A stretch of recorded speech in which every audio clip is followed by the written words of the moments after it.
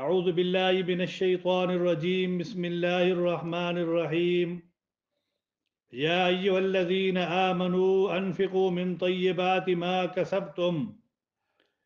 اللہ تبارک و تعالی ہمیں انفاق فی سبیل اللہ کی ترغیب دے رہے ہیں۔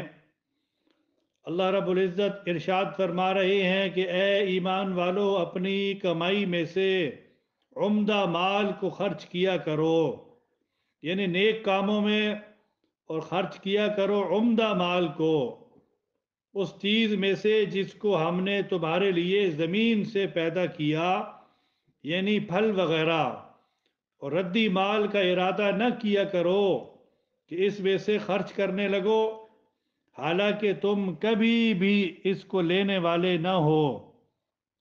اللہ تبارک و تعالی نے ارشاد فرمایا کہ جو چیز تمہیں پسند ہے وہ چیز اللہ کے راستے کے اندر خرچ کرو۔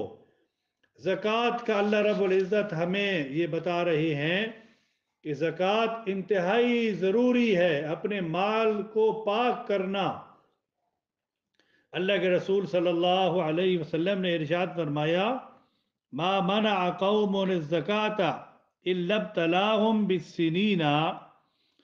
اللہ کے نبی علیہ الصلاۃ والسلام ارشاد فرما رہے ہیں کہ جو قوم بھی زکوٰۃ روک لیتی ہے، اللہ تبارک و تعالی اس کو قحط کے اندر مبتلا کر دیتے ہیں۔ آج ہم پر قحط مسلط ہے، مہنگائی ہے، بے روزگاری ہے، اور کتنے حالات ہم دیکھ چکے ہیں اور دیکھ رہے ہیں۔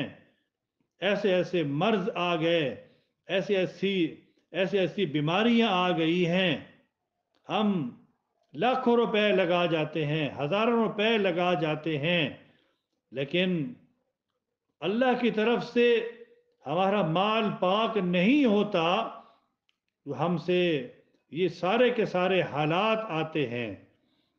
جب تک ہم اپنا مال زکوٰۃ ادا نہیں کریں گے تو قحط، مہنگائی، بے روزگاری، یہ ساری کی ساری آزمائشیں ختم نہیں ہوں گی۔ اللہ تبارک و تعالی تو انسان کو دیکھتا ہے کہ مال کتنا دے رہا ہے۔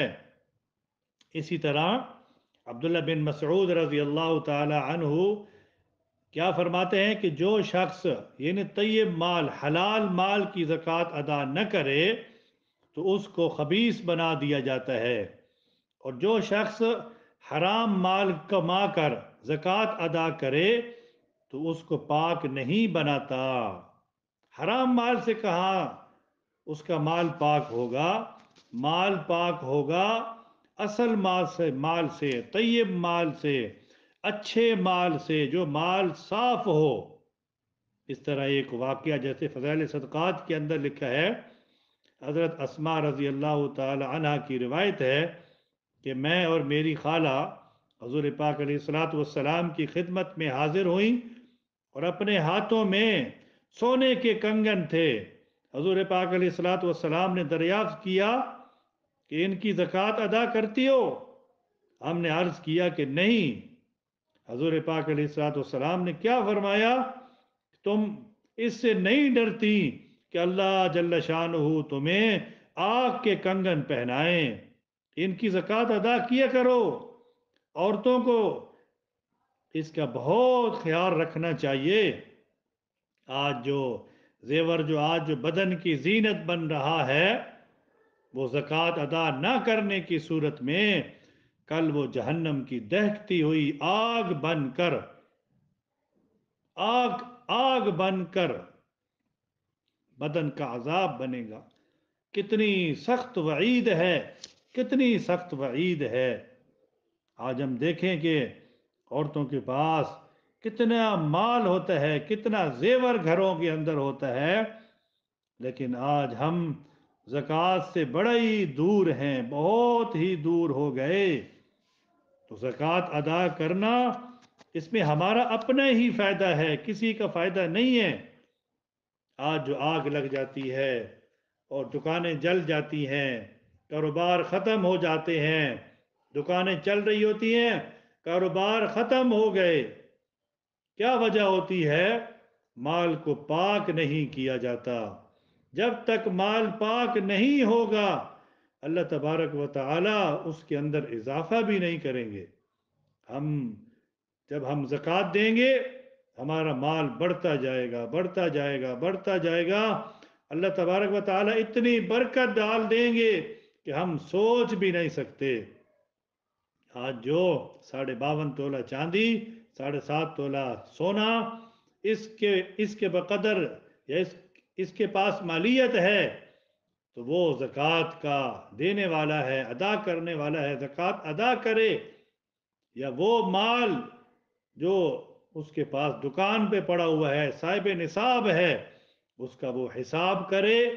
جیسے اس کا سال پورا ہو جائے فوری طور پر زکوٰۃ اپنی ادا کرے.